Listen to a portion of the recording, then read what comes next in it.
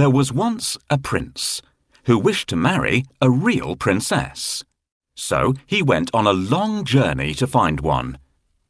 But every princess he met did not seem like a real princess. I must find a real princess, he said to himself. I will only marry a real princess. As the prince journeyed home, he was very sad. He told the king and queen that he had met many princesses, but that he could not find a real princess.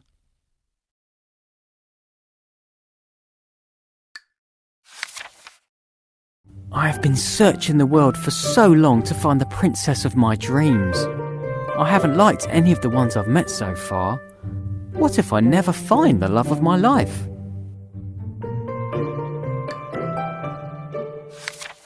That night there was a frightening storm. The wind blew hard and the rain poured down. The lightning flashed and the thunder roared, but the prince heard nothing. He was fast asleep in his bed. Then, suddenly, above the sound of the raging storm, there was a loud knock at the palace door. Knock, knock, knock. "Who could that be at this time of night?" said the king. "And in such terrible weather," added the queen. The king put on his slippers and went to open the door. He peeped out to see who it could be. The weather was terrible.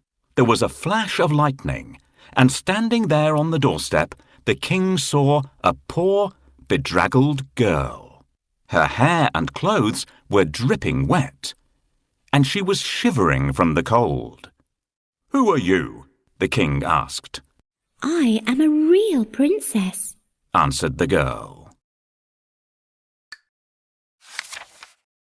One stormy night, a cold and frightened princess appeared at the palace door. "Who is this beautiful girl who has arrived at our palace? Why has she walked there in such bad weather? She should try ringing the bell so that the servants will open the door. "Please let me in." She needs to ring the melody on bells."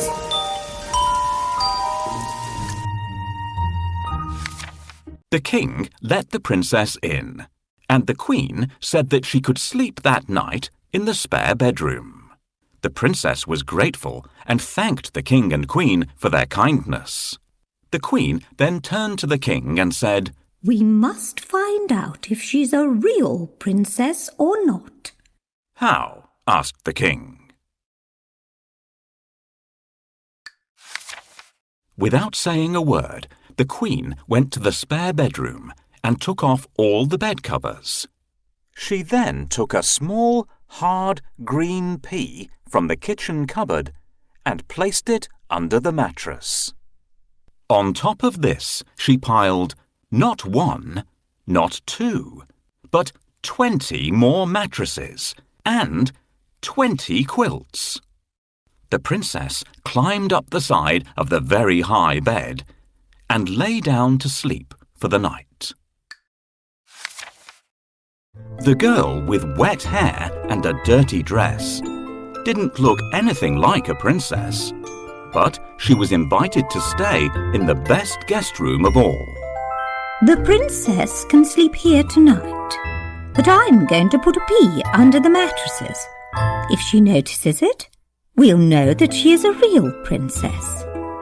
Now, where did I put that pea? Will you help me look for it? Try under the chair." When morning came, they asked her if she had slept well. "I did not have a wink of sleep all night," said the tired princess. "There was something hard in the bed, and this morning I am bruised black and blue." The queen smiled and looked at the king. "You see, only a real princess could be so sensitive." The king smiled and called for the prince. At last, the prince had found his real princess. They were soon married and lived happily ever after. And the pea, It was placed in the museum for all to see.